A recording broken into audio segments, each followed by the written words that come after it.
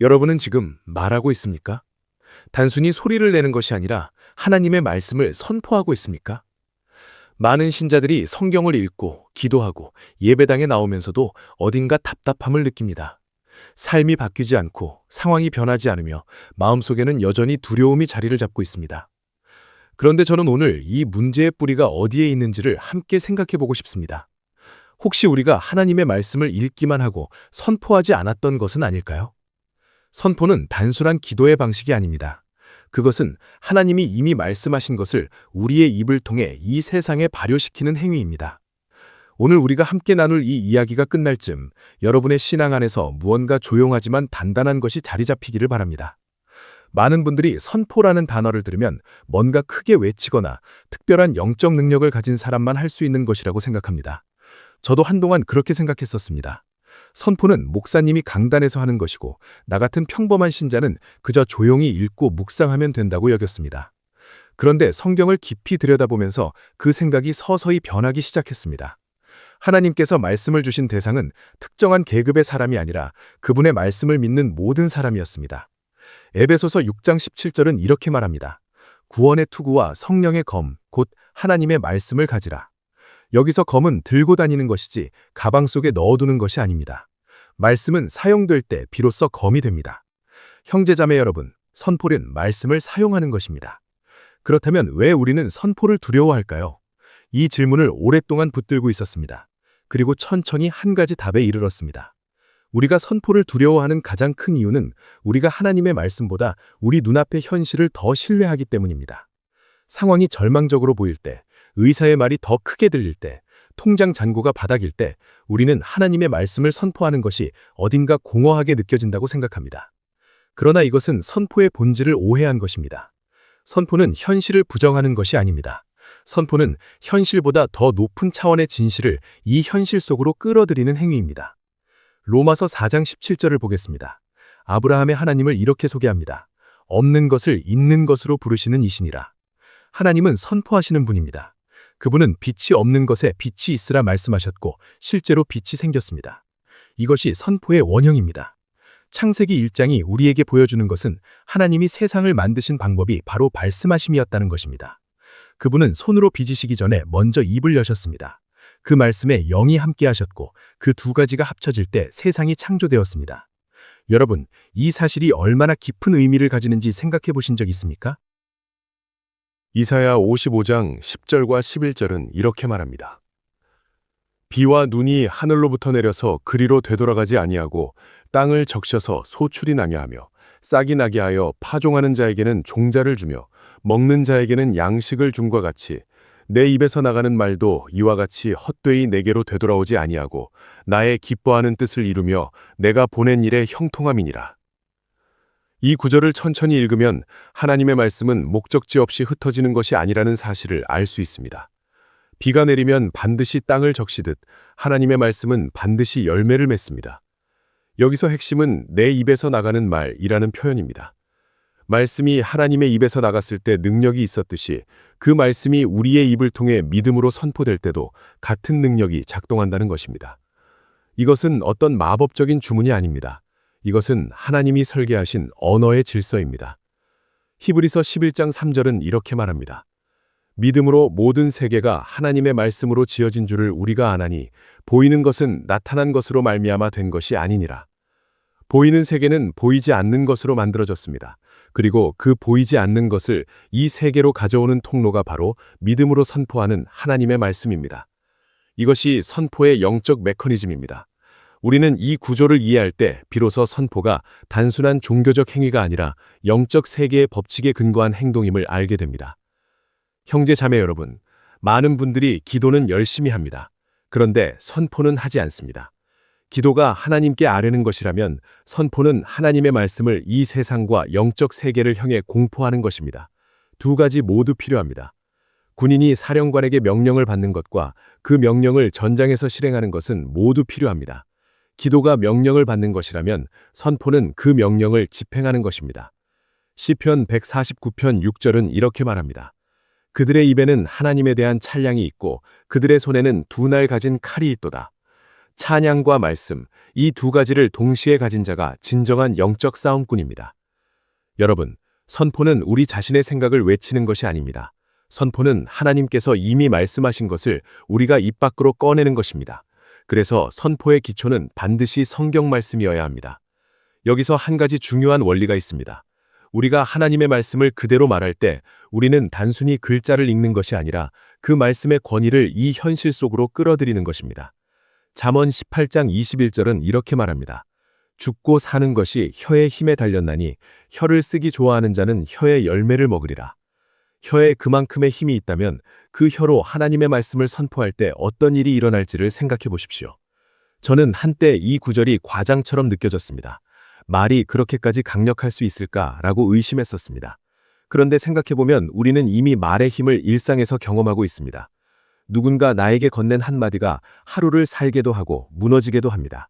하물며 온 우주를 창조하신 하나님의 말씀이 우리 입술을 통해 선포될 때 그것이 단순한 소음에 그칠 리 없습니다.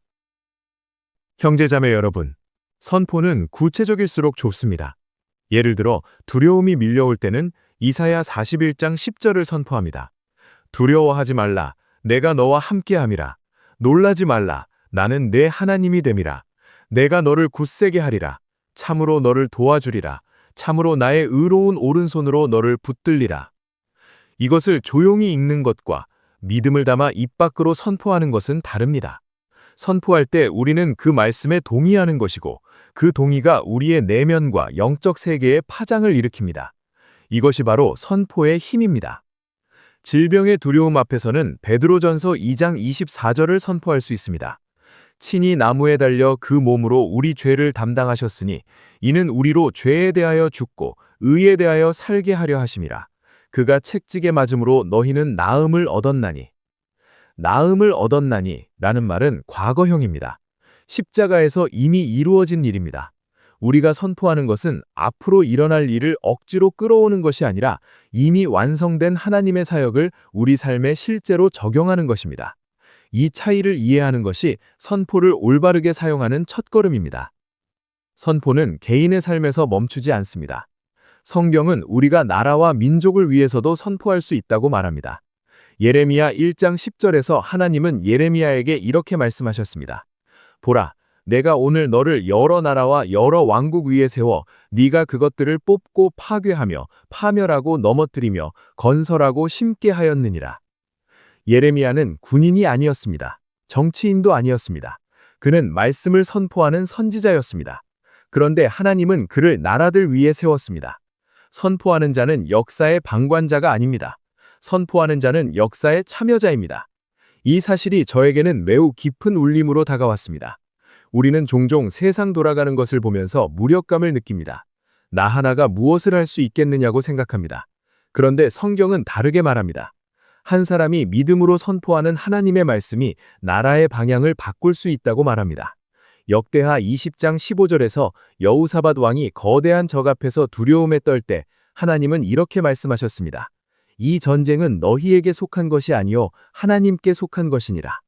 그러나 그 다음에 이어지는 것은 가만히 있으라가 아니었습니다.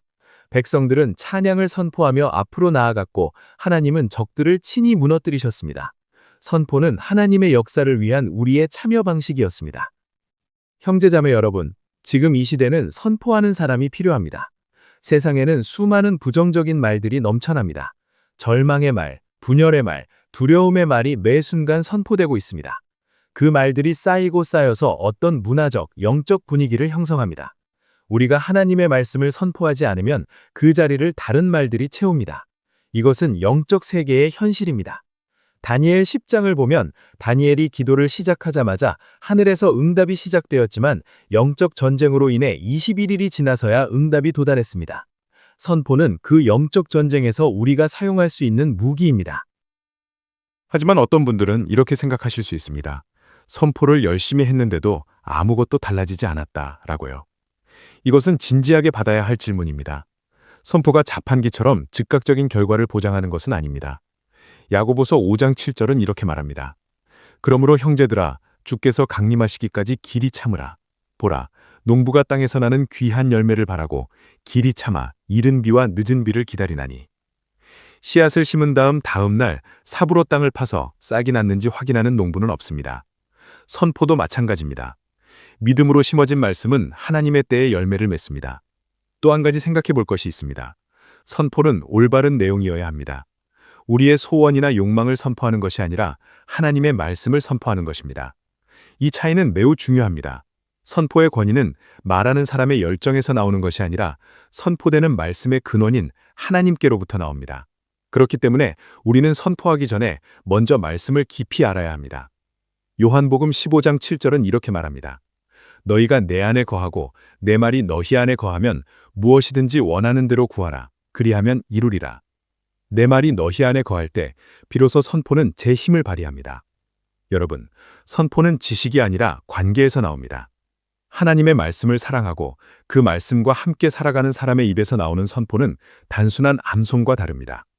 선포를 처음 시작할 때 많은 분들이 어색함을 느낍니다. 혼자 말하는 것이 어색하고 말씀을 크게 읽는 것이 낯설게 느껴집니다. 저도 처음에는 그랬습니다. 그런데 생각해보면 어색함은 새로운 습관이 자리 잡기 전에 항상 찾아오는 손님입니다. 골로새서 3장 16절은 이렇게 말합니다. 그리스도의 말씀이 너희 속에 풍성히 거하여 모든 지혜로 피차 가르치며 권면하고 시와 찬송과 신령한 노래를 부르며 감사하는 마음으로 하나님을 찬양하고. 이 구절에서 눈에 띄는 것은 풍성히 거하여라는 표현입니다. 말씀이 우리 안에 풍성하게 있으면 자연스럽게 흘러넘치게 됩니다. 선포가 어색하다는 것은 어쩌면 말씀이 아직 우리 안에 충분히 쌓이지 않았다는 신호일 수 있습니다. 형제 자매 여러분, 선포는 습관입니다. 매일 아침 일어나 하루를 시작하기 전, 잠자리에 들기 전, 두려운 순간이 찾아올 때마다 하나님의 말씀을 선포하는 것이 삶의 일부가 될 때 우리의 내면 풍경이 달라지기 시작합니다. 빌립보서 4장 8절은 이렇게 말합니다.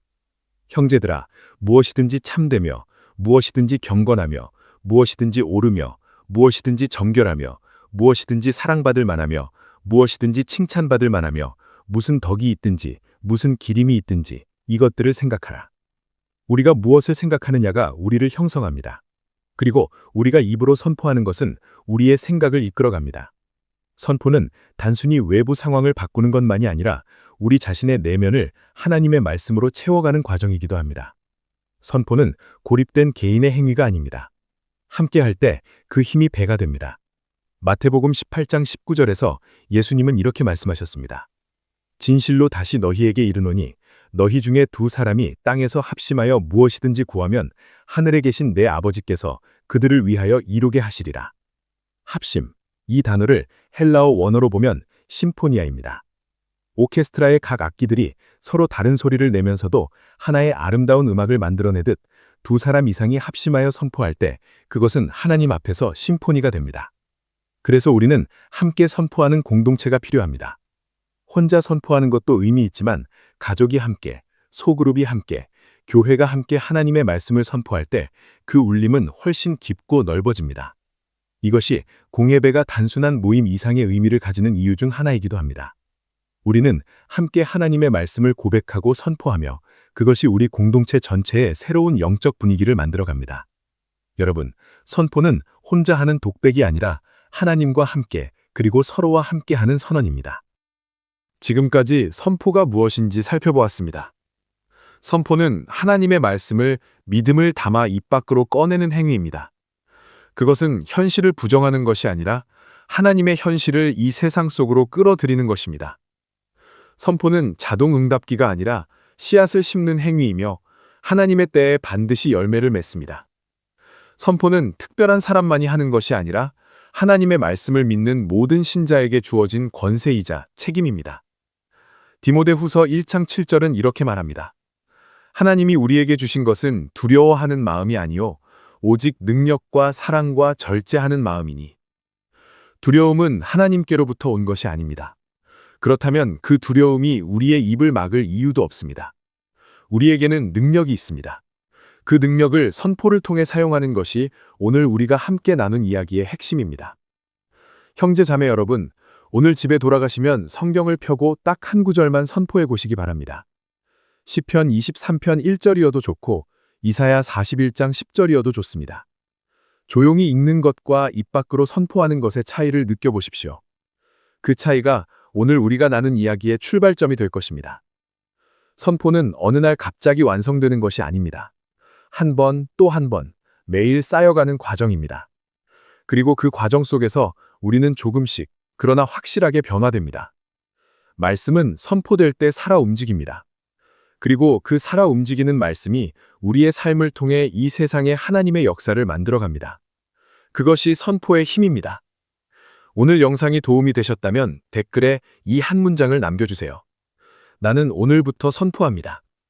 이 고백이 여러분의 하루를 조용히 그러나 단단하게 바꾸는 시작이 되기를 바랍니다. 영혼의 양식 채널에는 이런 말씀 묵상과 신앙 이야기들이 계속 올라옵니다. 구독 버튼과 알림 설정을 해두시면 새 영상이 올라올 때 자연스럽게 만나실 수 있습니다.